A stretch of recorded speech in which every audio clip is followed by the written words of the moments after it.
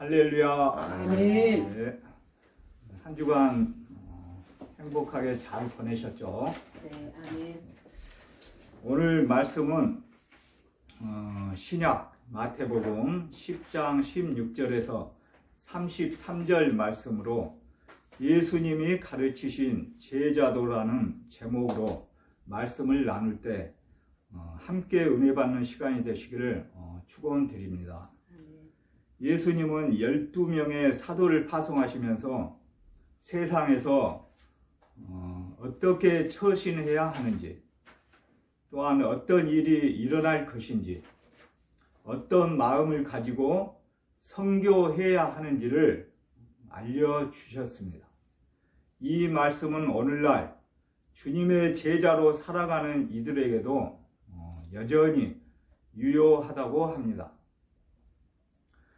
먼저 예수님의 12 제자를 살펴보면 첫째 베드로, 또한 안드레, 야고보, 요한, 빌립, 바돌로메, 도마, 마태, 알페오의 아들 야고보, 그리고 다데오, 가나안인 시몬, 그리고 가룟인 유다, 총 12명을 말하고 있습니다. 오늘 이제 제목이 예수님이 가르치신 이제 제자도입니다. 우리가 일반적으로 이제 제자의 뜻을 살펴보면 스승으로부터 가르침을 받거나 받은 사람을 우리가 이제 제자라고 하고 있습니다. 여기에서 이제 제자도는 여기에서 도는 무리도를 가리키고 있어요. 한자로 무리도. 그래서 여기에서 예수님이 가르치신 제자도는 예수의 가르침을 받아 그의 뒤를 따르는 사람, 즉 무리들을 얘기를 하고 있어요. 여기서 말하는 제자도는 12 제자를 말씀하겠죠. 그래서 오늘 말씀은 크게 세 가지로 나누어서 전하도록 하겠습니다.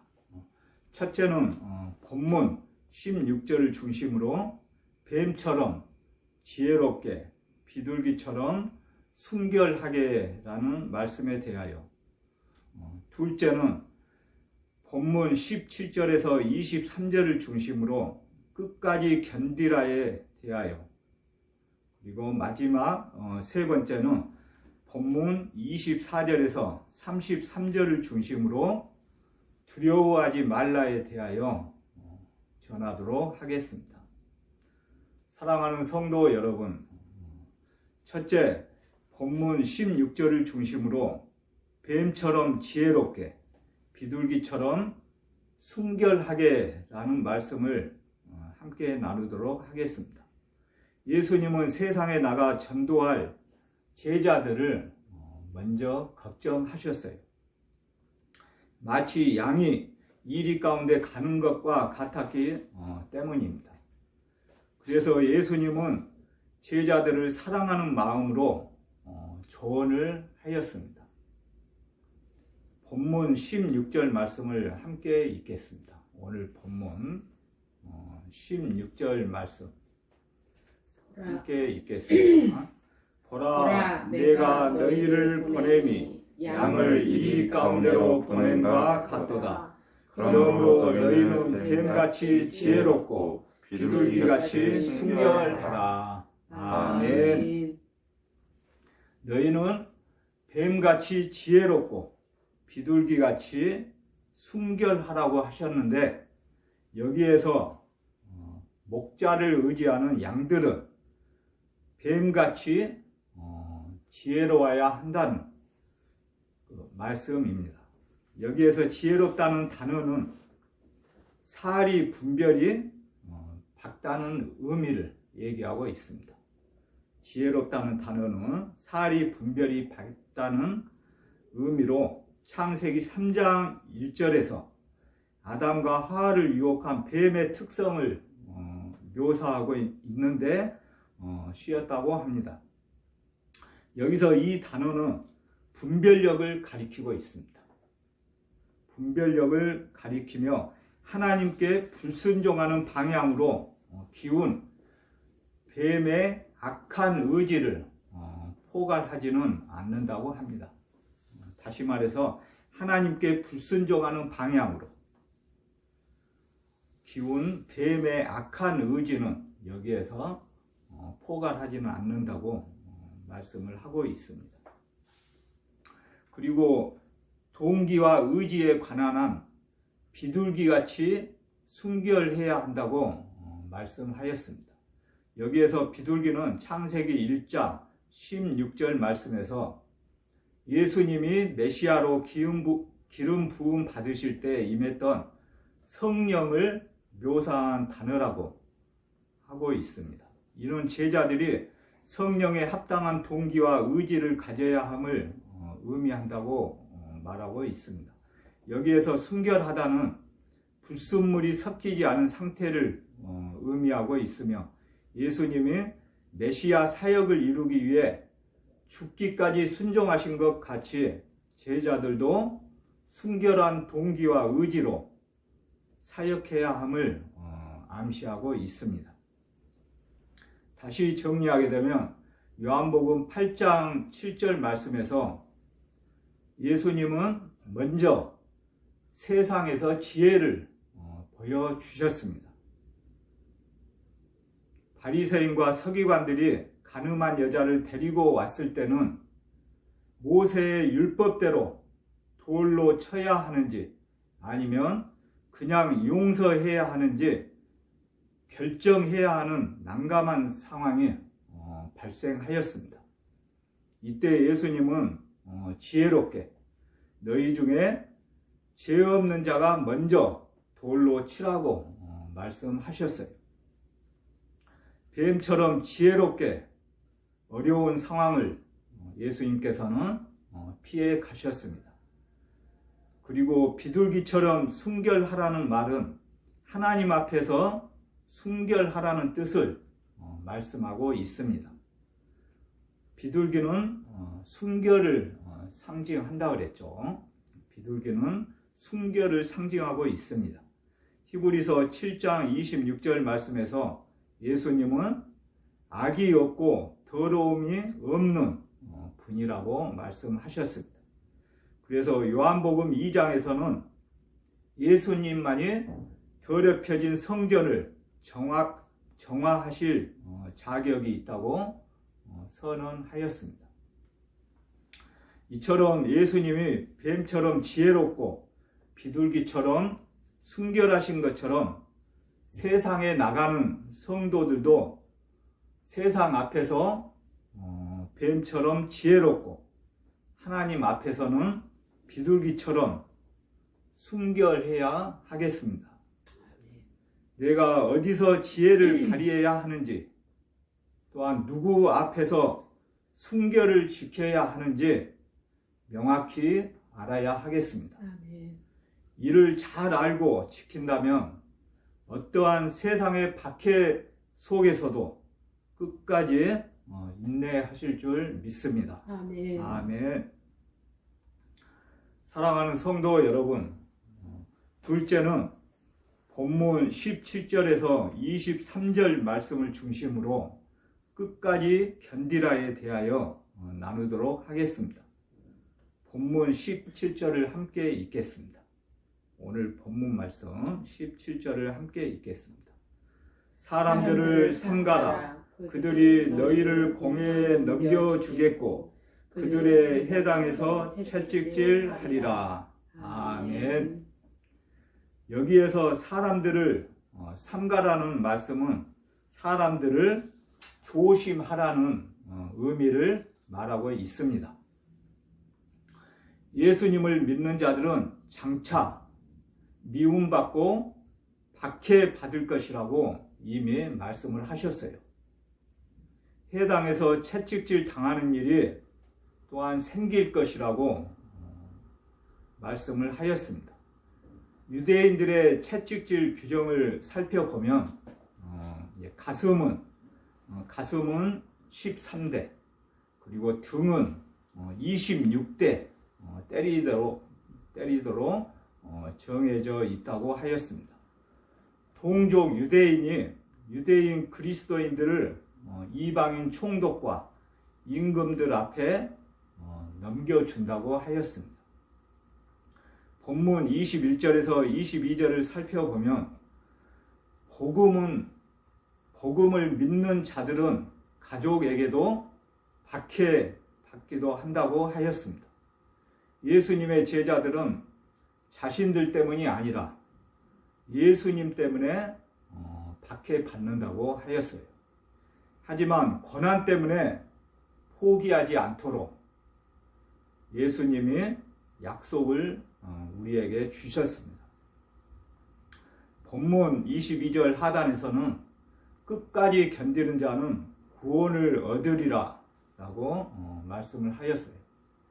또한 야고보서 1장에서는 고난과 박해는 후퇴해야 하는 장애물이 아니라 인내로 견뎌야 하는 과정이라고 말씀을 하였습니다. 또한 부모 자식 간의 깊은 유대감을 자랑하는 그들이 신앙으로 인해 박해받을 것이라고 또한 말씀하였습니다. 그럼에도 불구하고 예수님은 끝까지 견디라고 권면을 하였습니다. 본문 23절에서는 박해를 피해 이 동네에서 저 동네로 옮겨 사역을 계속하라고 하였습니다. 박해자 앞에서 어떤 말을 해야 할지 성령님이 알려주실 것이라고 약속을 하셨기 때문에 절대 염려하거나 두려워하지 말라고 말씀을 하였습니다. 그렇다고 아무것도 하지 않고 미련하게 참는 것이 아니라 구원의 소망을 갖고 참아야 한다는 것을 말씀하고 있습니다. 아멘. 우리가 선교에 헌신하고 맡은 소임을 다하며 참아야 한다는 것입니다. 아멘. 그것이 박해 많은 세상 속에서 성도가 잘 사는 길입니다. 아멘. 사랑하는 성도 여러분, 마지막 세 번째는 본문 24절에서 33절을 중심으로 두려워하지 말라에 대하여 함께 나누도록 하겠습니다. 본문 26절에서 28절 말씀을 살펴보면 예수님은 세상을 두려워하지 말라고 하셨어요. 두려워하지 말고 들은 것, 즉 복음을 집 위에서 담대하게 전파해야 한다고 말씀하였습니다. 아멘. 오늘도 우리가 하나님의 말씀, 즉 복음을 우리가 듣고 있죠. 우리가 듣는 것에서 끝나지 않고 말씀을 전파해야 한다는 것입니다. 아멘. 정리하게 되면 세상을 두려워하지 말고 하나님을 두려워해야 한다는 말씀입니다. 세상은 몸은 죽어도 영혼은 죽이지 못하지만 하나님은 몸과 영혼을 능히 지옥에 멸하실 수 있는 분이라고 하였습니다. 그렇기 때문에 하나님만이 우리가 진정으로 두려워할 대상입니다. 하나님만 두려워하면 세상에 그 누구도 두렵지 않다는 말씀입니다. 본문 32절에서 33절 말씀을 함께 읽겠습니다. 본문 32절에서 33절 말씀 읽겠습니다.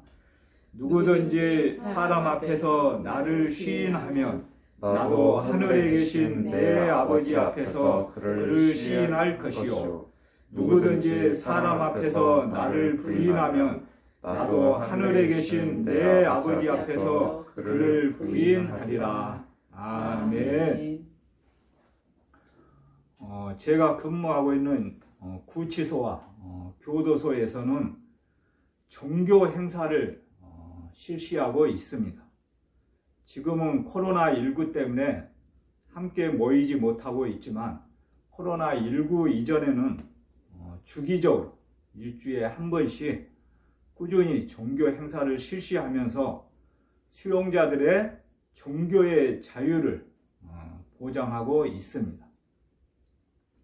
그러나 종교의 자유 미명하에 자신의 종교가 아님에도 불구하고 기독교, 천주교, 불교 등 가리지 않고 집회에 참석하는 경우가 있습니다. 무엇보다도 거실 내에 있으면 시간 보내기 힘들기 때문에 무료함을 달래기 위하여 여기저기 기웃등거리면서 종교 행사에 참석하는 경우도 볼 수 있습니다. 그 중에서는 영치금, 다시 말하면 돈을 지원받을 수 있기 때문에 자신의 종교와 무관하게 참석하는 경우도 볼 수가 있습니다. 사랑하는 성도 여러분, 이와 같은 종교의 자유 미명하에 단지 무료함을 달래기 위하여 혹은 영치금이 필요하여 자신이 믿던 하나님을 부인하고 다른 종교 행사에 참석하여 우상 숭배하는 경우도 볼 수 있다는 것입니다. 이러한 모습을 하나님이 보실 때 얼마나 안타깝게 보시겠습니까? 그리고 교정 당국에서도 이러한 수용자들 때문에 수용 질서를 유지하는데도 많은 어려움을 겪고 있습니다. 그래서 각 교도소, 구치소에서는 종교 집회자 명부에 미리 작성된 인원만 참석하도록 대응책을 세우고 있습니다. 이와 같은 수용자들처럼 수용 생활의 무료함을 달래기 위하여 그리고 돈이 필요하고 모든 생활이 어렵다고 하여 절대자 하나님을 시인하지 못하고 다른 종교를 찾는 일은 절대 없어야 하겠습니다. 아멘. 사랑하는 성도 여러분, 하나님의 말씀대로 세상에서 담대히 하나님을 시인하고 복음을 전하며 누구 앞에 서든지 예수님을 구주로 시인할 수 있어야 하겠습니다. 아멘. 예수님을 구주로 시인하는 사람을 예수님도 하나님 앞에서 시인해 주시기 때문입니다. 인생에서 무료함을 달래기 위하여 돈 때문에 권력 앞에서 고통과 시련 앞에서 그리고 박해 앞에서 하나님을 부인하는 일은 절대 없어야 하겠습니다. 아멘. 그리고 예수님의 제자로 살아가면서 어떠한 상황에서도 절대 두려워하지 마십시오. 우리 그리스도인 모두는 돈과 권력 그리고 어떠한 성공과도 바꿀 수 없는 매우 기주한 존재이기 때문입니다. 아멘. 말씀을 정리하겠습니다. 마태복음 5장 12절 말씀을 함께 읽겠습니다. 마태복음 본문에 좀 앞쪽으로 보시면은 마태복음 5장 12절 말씀을 함께 읽겠습니다. 마태복음 5장 12절 말씀. 기뻐하고 즐거워하라. 하늘에서 너희의 상이 큼이라. 너희 전에 있던 선지자들도 이같이 박해하였느니라. 아멘. 예수님이 친히 가르쳐 주시는 제자 도는 세상에 파송받은 주님의 제자들이 갖춰야 할 자세와 신앙을 담고 있습니다. 오늘 말씀을 통하여 예수님이 가르치신 제자도를 다시 한번 생각해 보도록 하겠습니다. 첫째는 세상 앞에서는 뱀처럼 지혜롭고 하나님 앞에서는 어떻게 하라 그랬죠? 하나님 앞에서는 비둘기처럼 순결해야 하겠습니다. 아멘. 둘째는 신앙으로 인해 박해를 받더라도 예수님은 끝까지 견디라고 권면하였습니다. 마지막 세 번째는 세상을 두려워하지 말고 하나님을 두려워하면서 들은 것, 즉 복음을 담대하게 전파해야 한다고 말씀하였습니다. 오늘 주신 말씀이 예수님의 12제자에게만 주시는 말씀이 절대 아닙니다. 현대를 살아가는 우리 모두에게 들려주시는 말씀입니다. 이러한 말씀대로, 이러한 가르침대로 사는 주님의 제자는 말씀대로 주님께 큰 상급을 받을 것입니다. 할렐루야. 아멘. 제가 기도하겠습니다. 오늘 예수님이 가르치신 제자도라는 제목의 말씀을 통하여 예수님은 제자들에게 세상에서는 뱀같이 지혜롭고 하나님 앞에서는 비둘기같이 순결하라고 말씀하였습니다. 또한 전도와 선교 사역에는 고난이 따른다고 하였습니다. 그러나 고난 중에도 끝까지 견디는 그리스도인들의 수고를 통해 복음은 땅끝까지 전파된다고 하였습니다. 주님은 약속하신 대로 복음을 위해 수고하는 자들과 언제나 함께 하시며 계속 전도와 선교 사역을 감당할 힘을 공급하여 주신다고 말씀하였습니다. 저희 몸된 교정선교교회 지체들과 전국 교정시설에 갇혀있는 형제 자매들, 그들을 돌아보고 있는 교도관, 그리고 오늘의 하나님의 백성들 모두가 이 약속을 굳게 믿고 예수님의 제자로 살면서 전도와 선교의 사명을 힘있게 잘 감당할 수 있도록 도와주시옵소서. 아멘.